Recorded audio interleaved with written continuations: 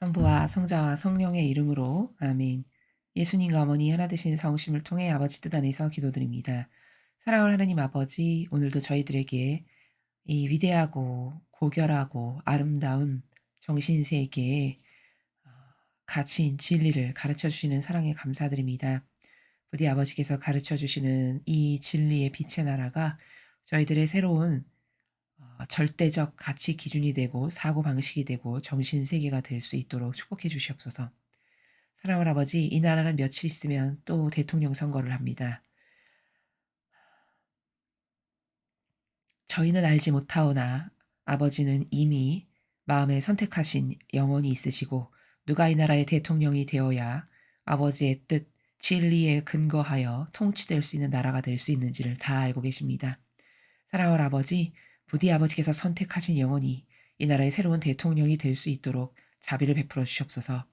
이 나라가 지난 수십 년 건국 이래로 지은 모든 죄악을 저희 사명과 제자들과 십자가 사도직이 배상과 보속을 드리오니 부디 너그러이 용서하여 주시고 가엾이 불쌍히 여겨 주시어 반드시 아버지께서 선택하신 영혼이 이 나라의 새로운 대통령이 될 수 있도록 자비를 베풀어 주옵기를 간곡하고 간절한 열망으로 기도드립니다. 아버지 자비를 베풀어 주시옵소서. 이 모든 기도 우리 주 예수 그리스도의 이름으로 기도드리나이다. 아멘. 성부와 성자와 성령의 이름으로 아멘. 안녕하십니까? 하나님의 뜻 성계의 피아수녀입니다. 오늘은 아버지께서 가르쳐 주시는 이 진리의 나라 어떤 세계에 대해서 말씀하실지 여러분들과 함께 학습해 보도록 하겠습니다. 2022년 2월 17일 대중을 위한 메시지. 저 모리는 또다시 하느님 아버지의 성실이라고 알게 된 큰 불꽃을 봅니다. 하느님 아버지께서 말씀하십니다. 자녀들아, 기도하기 전에 너희의 마음을 거룩한 사랑에 일치시켜라. 그러면 거룩한 천사들이 너희 마음을 천국으로 들어올려 내가 너희의 기도를 받을 것이다. 이것을 이루기 위해서는 너희는 먼저 마음속으로 거룩한 사랑의 뜻을 되새겨 보아야만 한다. 그럼 너희 자신의 마음에서 장점과 단점을 깨닫게 될 것이다. 자기 인식은 나와의 더 깊은 관계로 가는 문을 연다. 자기 인식은 마음속의 진리의 시작이다. 이것이 덕의 계단을 빠르게 오르는 방법이다.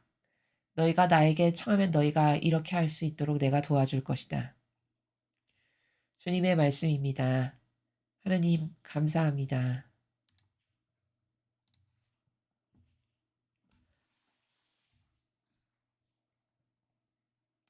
오늘 아버지께서 주신 메시지의 내용은 어, 인간이 깨닫지 못하는 그 천상의 나라의 질서에 대해서 천상의 나라의 질서는 어떠한가라고 그 관점으로 아버지께서 지금 자녀들에게 깨닫게 하여 주시는 말씀입니다. 먼저 첫 번째 줄을 보시면 자녀들아 기도하기 전에 너희의 마음을 거룩한 사랑에 일치시켜라 이렇게 말씀하셨습니다. 자, 그러면 기도를 하기 전에 거룩한 사랑에 너의 마음을 일치해라. 자, 이 말씀은 무슨 뜻이냐면 어 자, 이 도표를 보면서 말씀을 드리겠습니다. 자, 여기 표가 보이시죠? 나의 마음을 거룩한 사랑에 일치시키는 방법입니다. 지금 아버지께서 첫 줄에 너가 기도를 하려고 해. 그럼 기도하기 전에 너의 마음을 먼저 거룩한 사랑에 일치시키고 나서 그 다음에 기도해라. 이렇게 말씀하셨죠? 그럼 거룩한 사랑에 일치한다는 게 뭘까? 자, 그것은 예를 들면, 자, 제가 여기 이렇게 표현한 도표와 같은 건데요.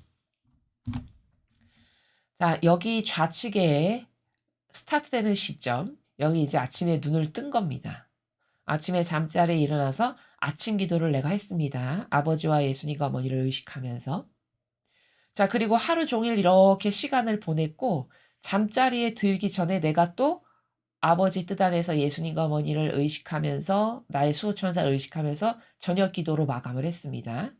그러면 일단 이 아침 시작부터 저녁 기도를 하고 잠자리에 들기 직전까지 이 하루 종일 동안 일단 나와 함께 하시는 겁니다. 왜? 내가 기도로서 의식하고 의탁하고 내어 맡겼죠. 시작과 마침을. 그러니까 하루 종일 나와 함께 계시는 것이 맞습니다. 내 자유의지가 그렇게 내어 드렸고 오늘도 오늘 시작부터 잠자리에 들기까지 아버지 예수님 어머니 저와 함께 해주세요. 제 안에서 아버지 뜻 많이 이루세요. 이렇게 기도를 했다면 하루 종일 함께 계시는 게 맞습니다. 바로 이게 앞에서 아버지께서 너가 기도하기 전에 너의 마음을 거룩한 사랑에 일치시켜라 라고 말씀하신 거룩한 사랑에 하루 종일 일치시킨 겁니다, 이게. 자, 근데 이거는 그런 비유를 두자면 어떤 거냐면은 아침에 일어나서 아버지께 내적이고 외적인 모든 것을 드렸다. 내가 이렇게 아침 기도를 하면서. 그러면 콘센트에 전기 코드를 꽂은 것과 마찬가지입니다. 시작이 된 겁니다. 연결이 즉 된 거죠. 그 신적 세계에. 근데 문제는 연결이 됐으나 그 많은 시간이 있잖아요. 아침부터 저녁에 잠자리에 들기까지는. 그러면 연결이 되긴 하였지만 또 이렇게 여기 지금 빨간 선으로 이렇게 제가 중간중간에 표시한 부분들 있죠. 요거는 이제 매 순간순간이 되는 겁니다.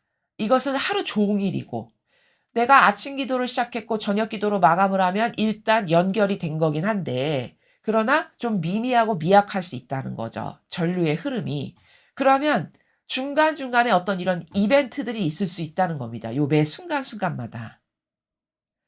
그럼 그 이벤트가 있을 때는 그 전류가 조금 더 급상승하는 순간이라는 거죠.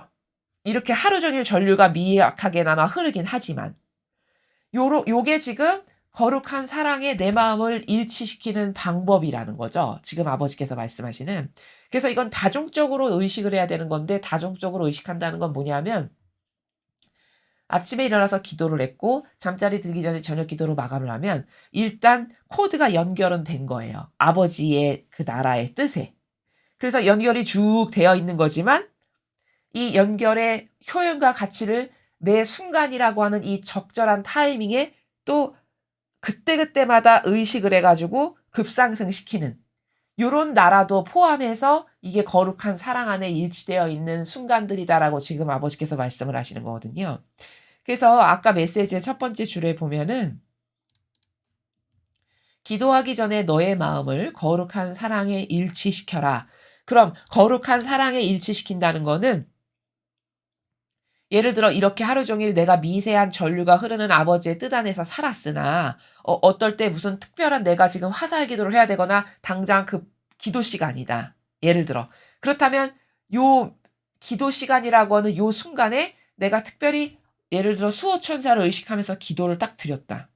그러면 요때 주파수가 갑자기 확 급상승하게 되는 거죠. 아까 전류의 비유로 제가 여러분에게 쉽게 이해를 하기 위해서 설명을 드린다면 수호천사를 의식했기 때문에 그 순간에 더 특별히 그러니까 급상승 딱 한 건데 전류가 급상승을 딱 하게 되면 어떻게 되는 거냐면 그 의식해서 마음을 집중해서 천사나 예수님과 어머니를 의식해서 이벤트를 만들어내는 거죠. 기도의 효용과 가치를 극대화시키는. 그럼 요 순간은 지금 요 삼각형의 요 순간은 잔잔한 전류가 흐르는 가운데 특별히 전류가 확 예를 들면 주파수가 30이었다가 100으로 확 흐르게 하는 그런 순간이라는 겁니다. 요러면 특별히 이때는 더 일치되어 있는 순간이라는 거죠. 내 마음이. 자, 그래서 조금 더 보시면요. 그러면 거룩한 천사들이 너의 마음을 천국으로 들어올려 내가 너의 기도를 받을 것이다. 자, 이게 무슨 말씀이냐? 제가 여기 지금 표시한 것처럼요. 이렇게 잔잔하게 아버지의 뜻이라고 하는 가운데서 미세한 전류 가운데 살았어요. 기도를 했으니까. 그런데 내가 특별히 지금 어떤 기도 시간이라든가 갈급한 게 있어서 순간 화살 기도를 해야 된다.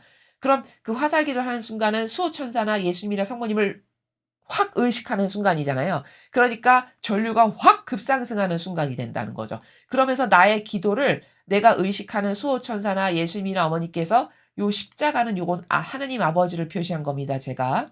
아버지께 내 기도를 이렇게 전달해 준다는 거죠. 예를 들면 내가 수호천사를 의식하면서 기도했다면. 그럼 전달이 더 잘 되겠죠. 그 이야기를 지금 아버지께서 그렇게 네가 너의 마음을 거룩한 사랑에 일치시키는 가운데 기도라면은 그때 거룩한 천사가 너의 마음을 천국으로 들어올려서 내가 너의 기도를 받게 될 거다. 너의 기도를 더 잘 받게 도와줄 거다. 바로 그게 제가 지금 그림으로 표시한 요 순간이라는 거죠. 여기 보이시는 순간.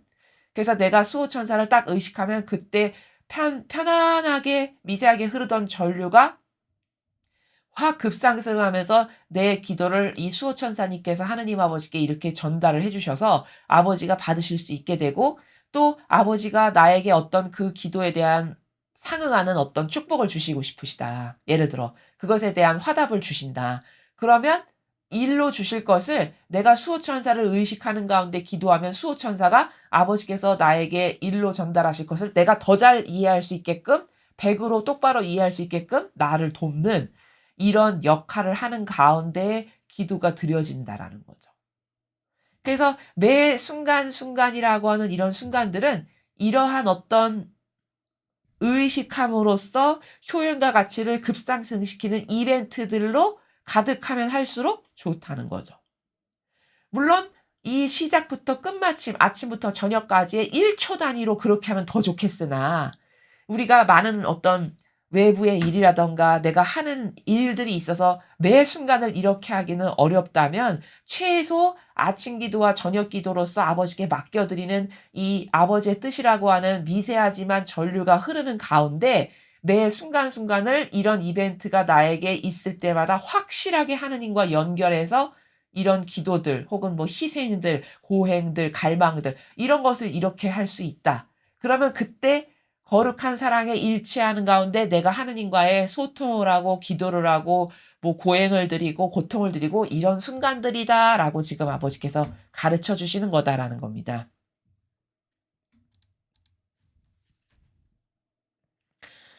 이것을 이루기 위해서 너희는 먼저 마음속으로 거룩한 사랑의 뜻을 되새겨 보아야만 한다. 자, 그렇게 수호천사님을 의식하거나 나를 도울 수 있는 어떤 뭐 내가 연옥 영혼을 위해서 평소 기도를 많이 했다면 연옥 영혼들을 의식해도 연옥 영혼들께서 나를 도와주시거든요. 뭐 이런 다양한 매개체, 나를 도와주실 수 있는 분들을 의식하는 가운데에서 기도를 하거나 극기를 하거나 고행을 하거나 뭐 희생을 하거나 이런 걸 한다.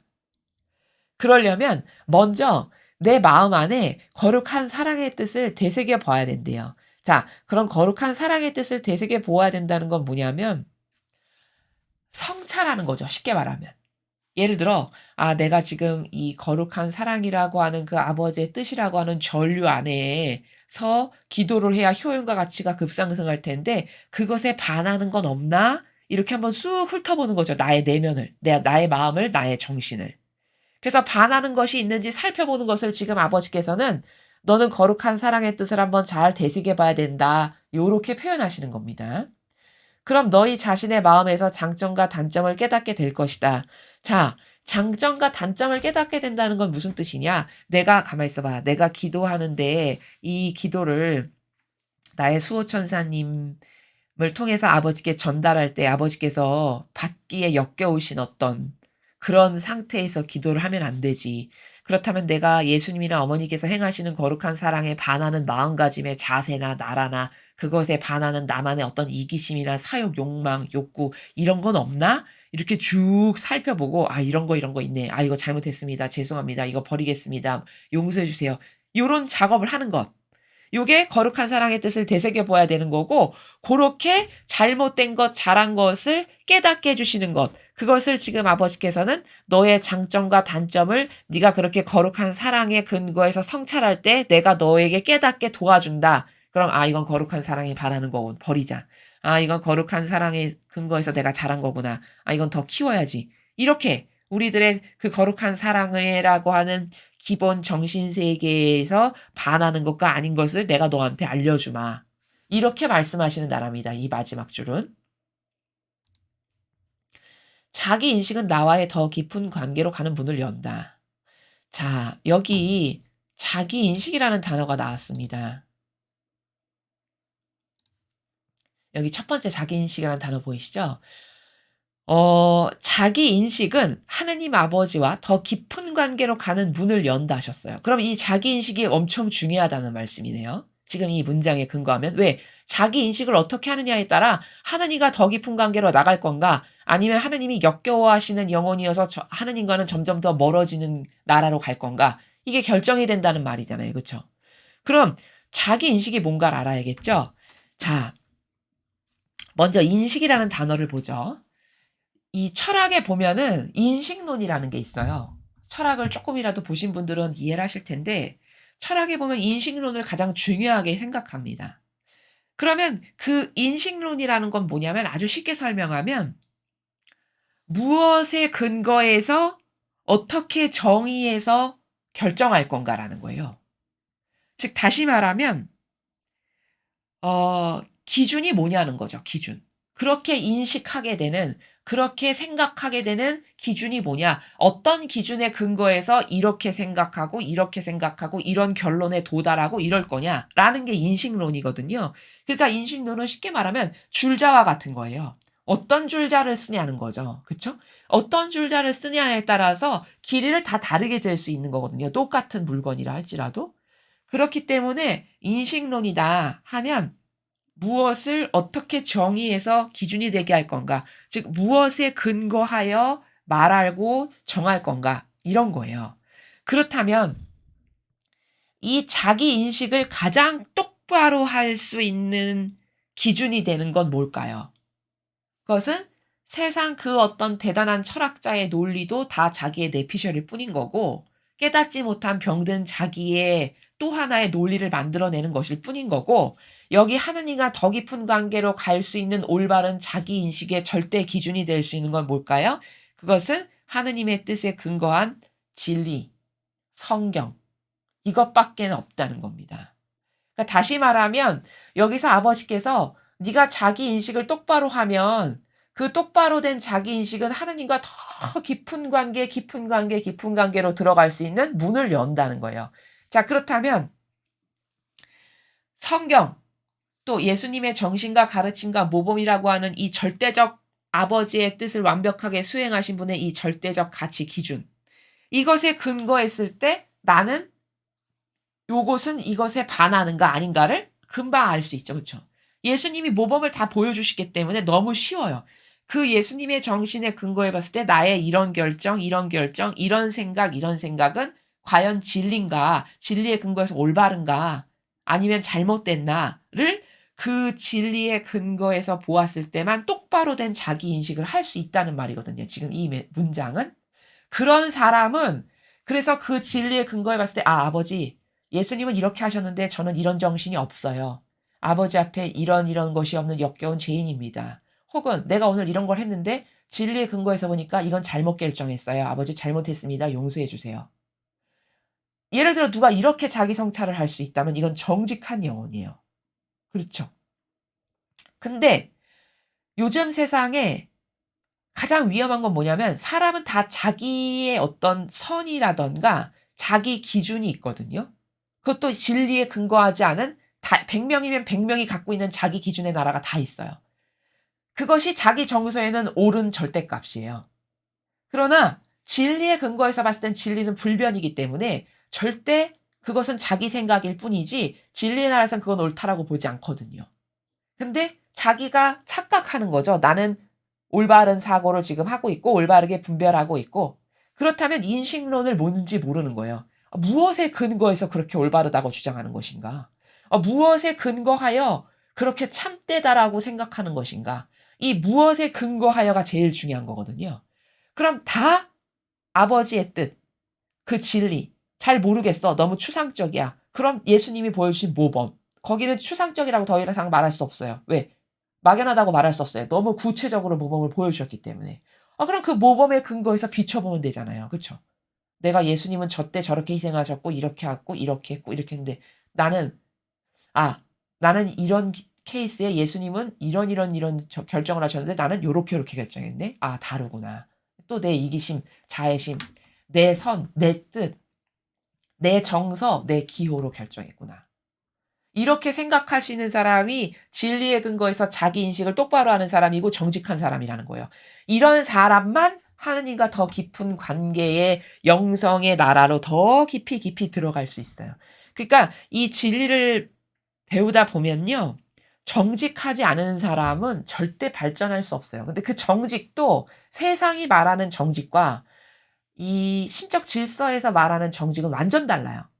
세상이 말하는 정직은 기껏 해봤자 물건 남의 거 안 훔치고 남에게 피해 안 주고 뭐 이런 수준.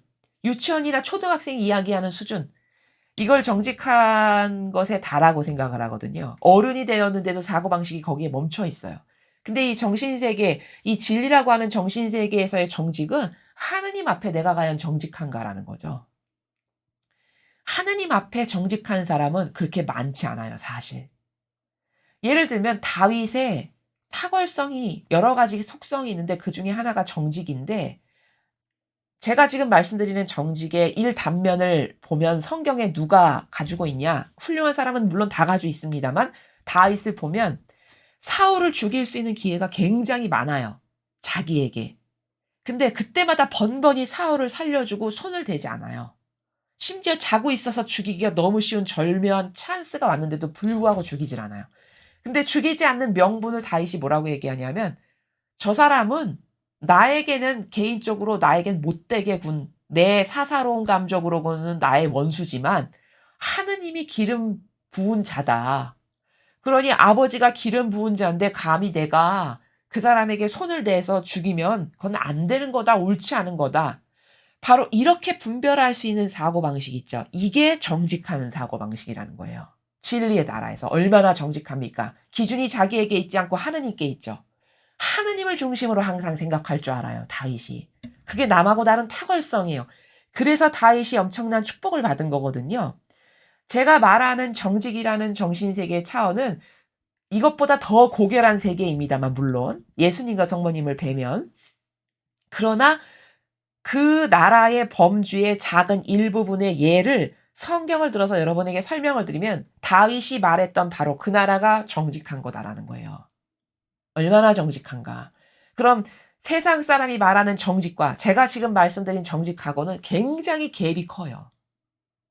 그래서 그렇게 다윗이 고백하는 바로 그 나라가 정직한 건데, 그런 정직을 가지고 있냐? 세상의 사람들이, 신앙인도 그런 정직을 갖고 있는 사람 찾아보기 굉장히 힘들어요. 이래서 그런 다윗과 같은 정직성이 없는 사람. 또 다윗은 이런 말도 하죠. 압살롬이 자기를 죽이려고 해요. 그렇죠? 그래서 막 머리를 다 풀어헤치고 머리를 숙이고 맨발로 도망을 가죠. 피난을 가잖아요. 신하들을 쭉 이끌고. 근데 그렇게 왕으로 살던 사람이 하루아침에 그렇게 비참한 처지가 돼서 피난을 가는데, 얼마나 그 보통 사람이면 그 상태 자체만으로도 비참해서 화가 끓어오르는 이런 수준일 거라는 거죠. 근데 다윗은 얼마나 정직했냐면, 그런 몰골을 하고 피난을 가는데 그 사울의 집안 사람인가 사촌인가 중에 하나가 막 비난을 하잖아요. 그런 다윗을 뭐 꼴 좋다. 그렇게 네가 사울 왕에게 그렇게 대하더니 넌 꼴 좋다. 너는 그런 걸 당해도 싸다. 이런 식으로 막 비난을 했어요. 그럼 정직하지 않은 대다수의 사람은 그럴 때 어떤 선택을 하냐? 옆에 병사들도 많이 있으니까 옆에 병사들이 게다가 이런 말도 하죠. 주군님 명령만 내려주십시오. 제가 저놈을 당장 죽여버리겠습니다. 이렇게 이야기해요. 근데 그 순간에도 다윗은 어떻게 이야기했냐면, 놔둬라. 아니 내 자식도 나를 죽이지 못해서, 그 압살롬 때문에 피난을 가는 거죠. 내 자식도 나를 죽이지 못해서 내가 지금 이런 처지와 이런 꼴이 됐는데, 아니 남이 그런 비난을 하는 건 어찌 보면 너무 당연하지. 혹시 아냐? 저자가 저렇게 나를 비난하는 걸 보고 하느님께서 나를 불쌍하고 가엾게 여겨주실지. 이렇게 이야기를 해요. 와, 여기서 다윗의 질이, 다윗이라고 하는 한 영혼이 왜 하나님께서 눈에 넣어도 아프지 않은 내 아들 다윗이라고 말할 만큼이었나라고 하는 그 정직성을 이런 곳에서 곳곳에서 발견할 수 있는 거죠. 이게 탁월하게 남하고 다른 다윗의 정직성이란 말입니다. 그 아까 앞에 제가 성경에 나오는 것에 하나 말씀드린 사울을 죽일 수 있는 것도, 보통 정직하지 않은 사람은 그런 찬스가 오면 어떻게 이유를 자기에게 합리화시키냐면, 아, 오늘 하나님께서 내가 그렇게 억울한 꼴을 많이 당하는 걸 보고 죽이라고 절호의 찬스를 주셨구나. 아, 나에게 절호의 찬스가 왔네. 아버지가 주신 기회야. 이러면서 얼마든지 죽일 수 있어요. 그렇죠? 이런 결정 할 수 있다는 거죠. 거꾸로 그렇게 역으로 해석을 해서. 그러나 다윗은 그럴 때마다 항상 하느님이 이거를 원하실까? 아버지가 어떤 걸 즐겨 받으실까? 어떤 거를 옳다 보실까? 이 관점의 나라에서 생각하고 결정을 해요. 지금 두 가지 케이스 다 그렇죠. 그렇죠? 이게 정직한 거라는 거예요. 정직. 바로 자기인식이라는 거는 이런 성경에 근거한 지금 다윗이 했던 결정과 같은 그 결정이 다 누구를 위한 거였어요. 자기를 위한 거면 당장 사울을 죽여버렸고 당장 그 자기를 비난했던 사람을 죽였겠죠. 근데 자기를 위한 결정을 안 하죠. 두 번 다 보면. 다 하느님이 보시기에 옳은 건 어떤 걸까라는 그 중심의 나라가 늘 아버지께 가 있어요. 그리고 이건 아버지가 보시기에 이렇게 하는 게 맞지. 그리고 그것을 자기의 결정으로 해요. 이게 정직한 영혼이라는 거예요. 하느님 앞에. 그럼 자기 인식이라는 건 이 정직이 기본 베이스여야 돼요. 그런 사람만 하느님과 더 깊은 영성의 관계의 나라로 갈 수 있는 것이지, 그렇지 않는 사람이 하느님과 나는 깊은 영성의 관계를 쌓았어. 이런 것은 그건 참 의심해 볼 만한 것들이 많은 거라는 거죠. 나는 은총받았어. 축복받았어. 마귀가 주는 것도 있어요. 사실은. 마귀가 부자를 만드는 케이스도 굉장히 많습니다. 마귀가 물질로 그런 주는 것들도 많아요. 그런 것을 분별할 수 있냐, 사람이. 진리 모르면 절대 분별할 수 없습니다. 그런 마귀가 주는 걸 좋아라 하는 이런 케이스도 많습니다, 세상에는. 그렇기 때문에 여기 말하는 자기 인식은 굉장히 인간에게 있어서, 우리 영혼에게 있어서 중요한 건데, 그 자기 인식의 기준이 되는, 기본이 되는 근거, 어떤 규칙, 어떤 따를 원리, 원칙에 근거해서 나를 인식하는가라는 거는 제가 지금 말씀드린 진리, 예수님의 정신과 가르침과 모범, 이것에 근거해서 예를 들면 다윗과도 같은 그런 결정을 하는 사람이 하느님 앞에 정직한 영혼이라는 거예요. 그런 정직성이 있는 자기 인식만이, 그 영혼만이 더 하느님과 깊은 관계를 갈 수 있고 발전이 있고 더 예수님과 어머니와 같은 탁월한 정신세계로 갈 수 있는 거다라는 거죠. 그러나 세상에 지금 제가 여러분에게 다윗의 케이스를 예시로 들어서 말씀드린 그런 정직성이 세상 사람 몇 명에게 있습니까? 여러분은 그런 정직성을 가진 세상 사람을 보신 적이 있으신가요? 대다수의 사람은 그런 정직성이 있지 않아요. 그리고 정직이라고 생각하는 나라의 수준도 굉장히 낮고. 그래서 자기 인식은 내가 하느님 앞에 과연 정직할 수 있는가? 그 정직이라는 수준이 예를 들면 다윗과도 같은 그런 속성으로 그렇게 정직한가라고 스스로를 점검해 봐야 된다는 거죠. 그래서 지금 아버지께서 자기 인식은 마음속 진리의 시작이다. 자, 그렇게 다윗처럼 하느님이 이때 어떤 걸 원하실까라고 해서 매 순간 결정을 했던 그런 정직한 나라에서 모든 것을 결정했던 사람만이 그 마음 안에 진리를 따르고 살아가는 사람이죠. 그쵸? 자기를 위해서 결정하지 않잖아요, 절대. 어떤 경우에도 자기를 위해서 결정하지 않아요. 오로지 다윗이 자기를 위해서 비겁한 방법으로 결정해서 혼난 케이스는 인생을 살면서 딱 두 번이에요. 한 번은 비겁한 방법으로 주인이 있는 여인을 취한 바로 그 사건과, 그리고 병적 조사를 한 거. 이거 두 개 말고는 하느님께서 너무너무 예뻐하시고 사랑하셨던 아들이었단 말입니다. 그러면 왜 예뻐하고 사랑하셨는가 속성을 분석할 수 있어야 되는데, 오늘 이 말씀하신 나라의 관점에서 여러분에게 말씀을 드리면 자기 인식을 정직하게 했는데 다윗이 바로 따를 기준이 자기에게 있지 않고 늘 아버지에게, 아버지가 어떤 걸 원하실까라고 하는 그 마음의 근본이 되어 있었던 사람이다. 그러다 보니 아버지께서 내 아들 다윗, 정말 눈에 넣어도 아프지 않은 내 아들 다윗, 그렇게 여길 만큼, 그렇다면 그 다윗의 자기 인식은 이미 마음에 진리가 있는 거죠. 진리라고 하는 것은 참된 진실과 사실이고 자기를 위한 게 아니란 말이죠. 그것에 근거해서 결정을 다윗이 했음을 지금 성경에 근거해서 우리가 확인할 수 있죠. 이것이 덕의 계단을 빠르게 오르는 방법이다. 자, 이런 정직한 진리에 근거한 자기 인식을 할 수 있는 사람은 마음속에서 이미 진리가 시작된 거고, 그리고 그렇게 살아갈 때 덕의 계단을 빠르게 오를 수 있다라고 하셨어요. 자, 그러면 이 덕이라는 건 뭐냐면, 여기서 말씀하시는 덕은 어떤 윤리도덕에 근거한 이상적 가치를 구현해서 의로움의 열매를 맺는 거, 그게 덕이에요. 그럼 다윗은 의롭게 살았습니까? 비겁하게 자기를 위해서 살았어요.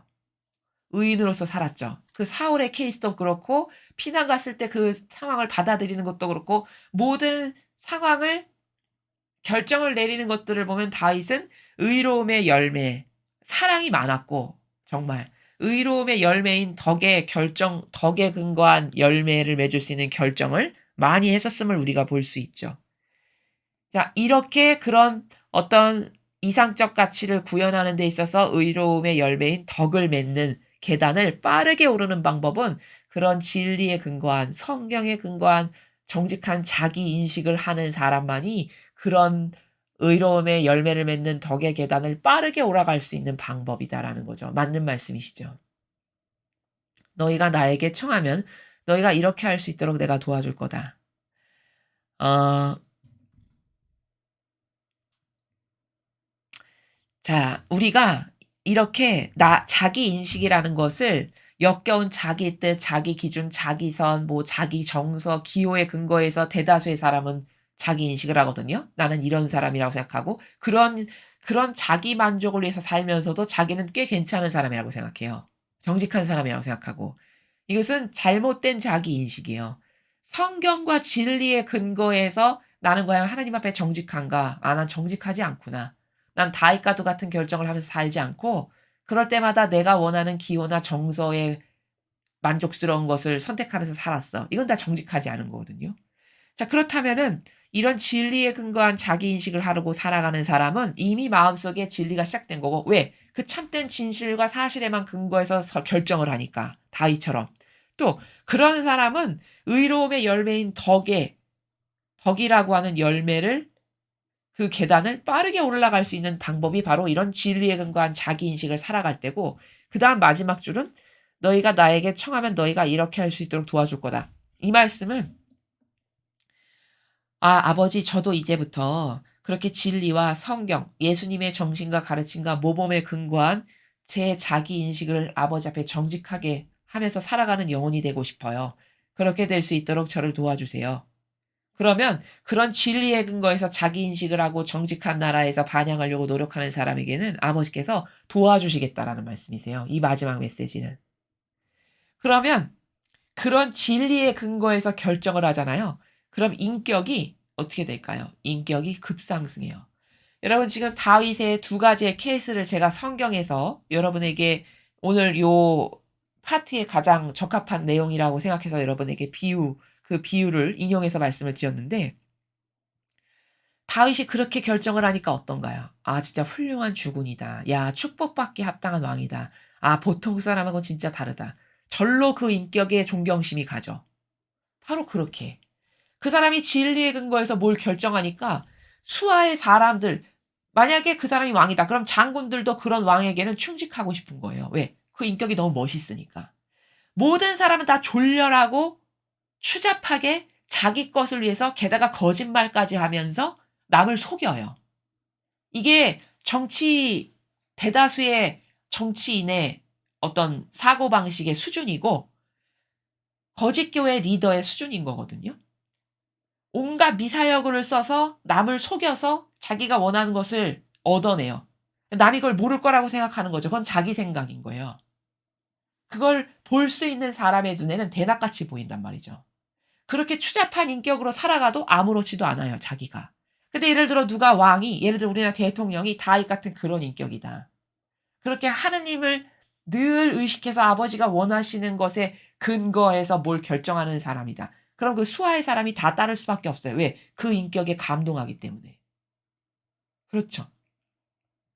바로 이렇게 지금 마지막 메시지는 너희가 나에게 청해. 아버지 저도 오늘부터 진리에 근거한 정직한 자기 인식을 해서 아버지 앞에 정직한 영혼이 되게 해주세요. 저 진짜 그런 제가 됐으면 좋겠어요. 이걸 진정으로 원해. 그럼 너가 그렇게 할 수 있게 내가 도와줄 거다. 네가 그러한 진리에 근거한 자기 인식을 해서 내 앞에 정직해질 수 있는 영혼이 될 수 있도록 네가 갈망으로 나한테 청하니까 내가 도와주마. 그럼 너의 인격은 당연히 진리에 근거해서 따르니까 남이 봤을 때 남이 하지 않는 공의로운 결정만을 하겠죠. 의로운 결정만을 하겠죠. 그럼 말하지 않아도 남들도 다 느껴요. 아, 저 사람 인격 진짜 훌륭하다. 아, 리더감이네. 이렇게 된다는 거죠. 그렇게 되도록 내가 도와주마. 이런 말씀의 나라다라는 겁니다. 그래서 오늘 이 메시지는 매 순간 아침에 눈 떠서 기도하고 저녁 기도를 한다면 하느님 아버지와 물론 연결이 되어 있는 건데, 그것은 너무 어떤 미약한 전류라고 한다면 그 순간 매 순간순간마다의 그 전류의 크기를 급상승시킬 수 있는 방법이 있는데, 그것은 그때마다 예수님 어머니를 의식하면서 기도한다거나 혹은 수호 천사님을 의식해서 기도하면 그 기도가 더 하느님 아버지께 잘 상달될 수 있고, 왜? 도와주시는 분들이 계시니까. 그러면 교훈과 가치가 더 극대화돼서 아버지께 전달되고, 또 아버지께서도 나에게 뭔가를 전해 주실 때 그런 나의 수호 천사님들께서 내가 더 잘 이해하고 알아들을 수 있도록 도와주신다. 요런 어 거룩한 사랑 가운데에서 나의 마음을 일치시키는 가운데 기도한다는 건 바로 요런 나라다. 요런 나라가 무수히 하루 종일 이렇게 반복되는 것. 요게 거룩한 사랑에 내 마음을 일치시켜서 기도도 하고 희생도 하고 고행도 하고 이런 나라다라는 것을, 그런 게 천상의 질서다라는 것을 오늘 아버지께서 말씀해 주셨습니다. 여러분도 오늘 배우신 이 질서의 근거에서 매 순간 그 효용과 가치를 더 많이 극대화할 수 있는 그런 영적 생활을 하실 수 있으셨으면 좋겠습니다. 이상으로 2022년 2월 17일 대중을 위한 메시지 해설을 마치겠습니다. 감사합니다.